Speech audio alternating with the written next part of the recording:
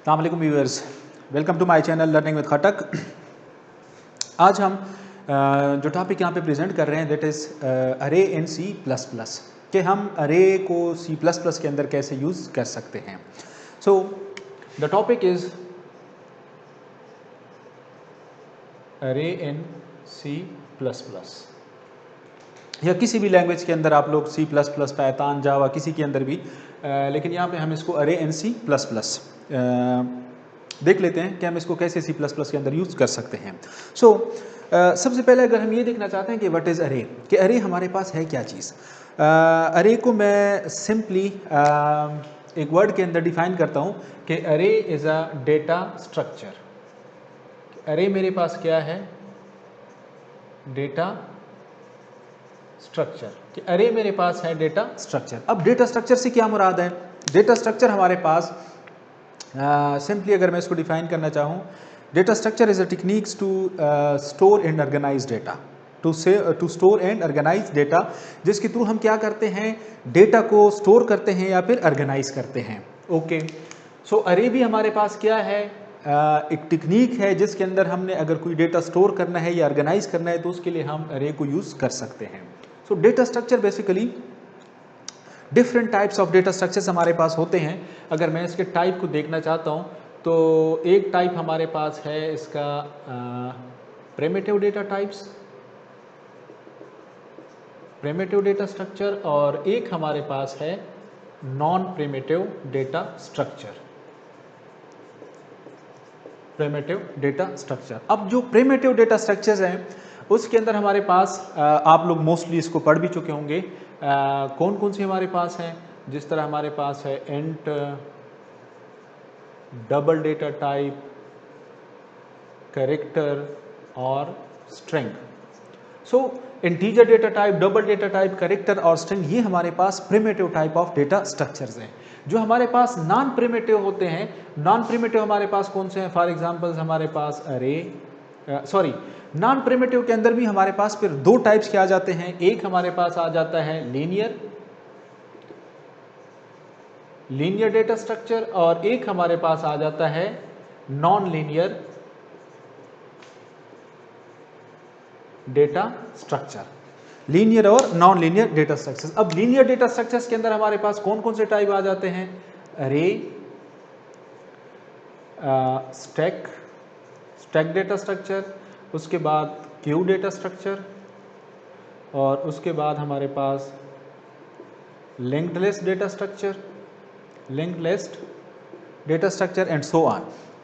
Similarly जो हमारे पास नॉन लीनियर डेटा स्ट्रक्चर्स होते हैं उसके अंदर हमारे पास आ जाते हैं ट्रीज, और एक हमारे पास आ जाते हैं ग्राफ्स।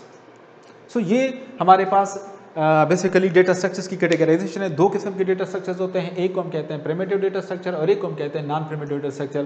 प्रिमिटिव के अंदर हमारे पास integer type, double type, character, string, ये हमारे पास प्रिमिटिव डेटा स्ट्रक्चर्स हैं, और ये हमारे पास नॉन प्रिमिटिव डेटा स्ट्रक्चर है, जिसके अंदर फिर हमारे पास दो टाइप्स आ गए, लीनियर और नॉन लीनियर। सो अरे हमारे पास क्या है?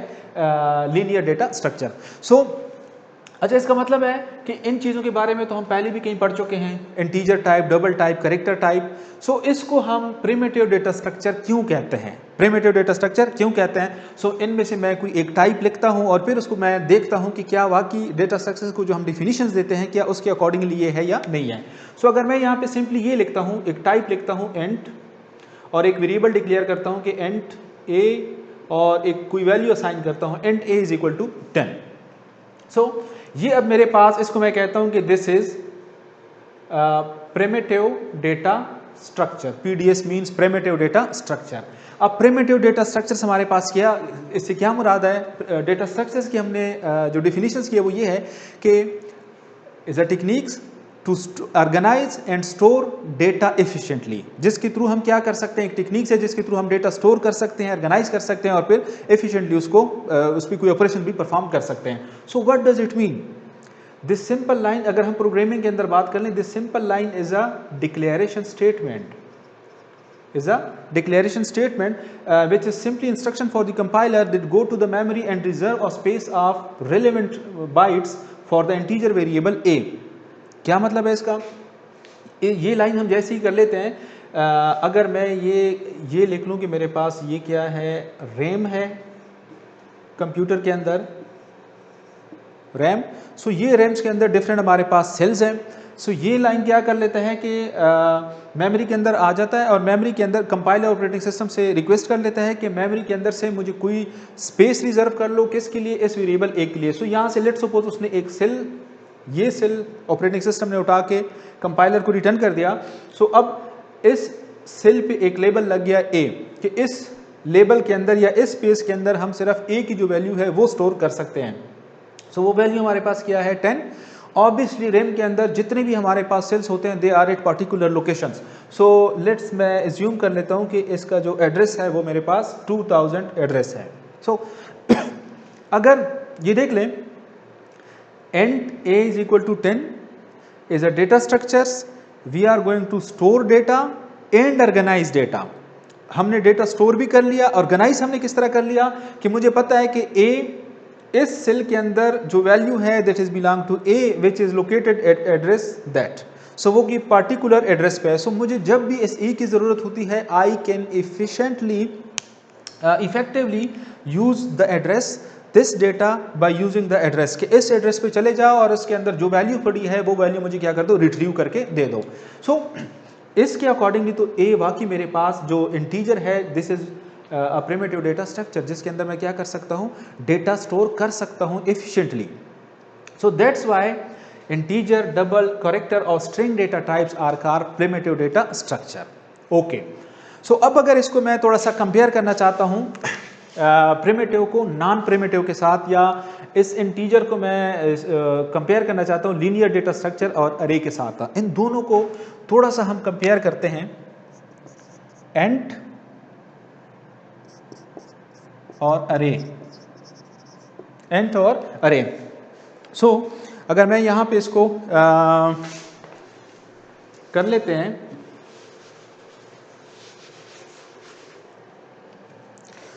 मेरे पास जब मैं एक वेरिएबल डिक्लेयर करता हूं and a is equal to 10, ये मेरे पास सिंपल एक वेरिएबल की डिक्लेरेशन है। सिमिलरली अगर मैं अरे को डिक्लेयर करूंगा तो अरे भी मैं क्या कोई मखसूस टाइप की होगी कि आया ये अरे हमारे पास इंटीजर है, कैरेक्टर है, स्ट्रिंग है या फ्लोट है, और फिर उसके बाद नेम ऑफ अरे। सो लेट सपोज इसको मैं नाम देता हूँ अरे, और फिर यहाँ पे मैं कुछ वैल्यूज़ पहले लिख लेता हूँ, 5, 3, 10 और 20। अच्छा, अब दोनों को हम कंपेयर कर लेते हैं। इसके अंदर हम सिंपल वेरिएबल्स को डिक्लेयर करते हैं, सिंपल वेरिएबल डिक्लेरेशन, और यहाँ पे मैं क्या कर लेता हूँ, अरे डिक्लेरेशन, जिसके अंदर मैं क्या कर लेता हूँ, अरे को डिक्लेयर कर लेता हूँ। दोनों के अंदर फर्क देख ले कहाँ पे आ जाता है, name of variable followed by a basic data types, name of array followed by a basic data type, कोई इशू नहीं है, इसके लिए भी टाइप है और इसके लिए भी टाइप है।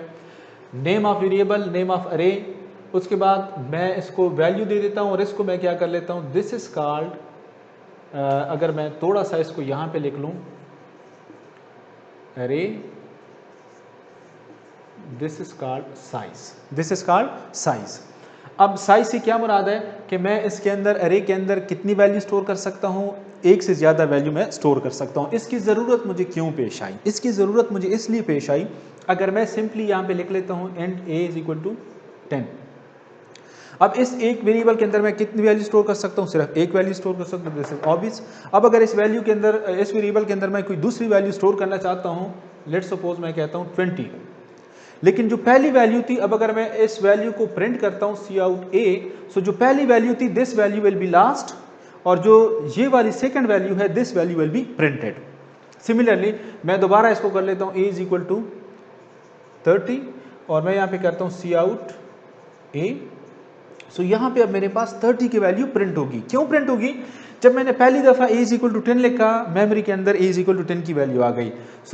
लेकिन जैसे ही मैंने यहाँ पे 20 लिखा, मेमोरी से जो पहली वैल्यू थी दिस इज लास्ट, और जो दूसरी वैल्यू आ गई यहाँ पे ये मेरे पास आ गई। अब जब मैं कहता हूँ सी आउट ए, तो ये मेरे पास क्या कर लेगा, कंपाइलर मेमोरी के अंदर ए के अंदर वैल्यू देख लेगा कि कौन सी वैल्यू है 20, तो वो सिंपली इस वैल्यू को क्या कर लेगा, प्रिंट कर लेगा।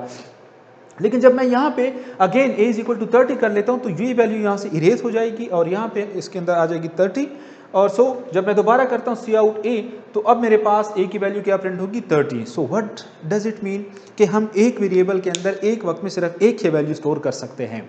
नाउ मेरी रिक्वायरमेंट ये है कि मैं एक वेरिएबल के अंदर मल्टीपल वैल्यू स्टोर कर सकूं। सो सिंपल वेरिएबल को यूज करके मैं ये कर नहीं सकता। For that reason I need an array. Array मेरे पास एक ऐसा स्ट्रक्चर है, एक ऐसी टेक्निक है जिसके अंदर मैं क्या कर सकता हूं, this is just like a single variable, लेकिन इसके अंदर मैं मल्टीपल वैल्यूज को स्टोर कर सकता हूं। सो यहाँ पे आप लोग देख लें कि मैंने 5 लिखा है, मींस कि मैं 5 इंटीजर वैल्यू इसके अंदर सेव कर सकता हूं।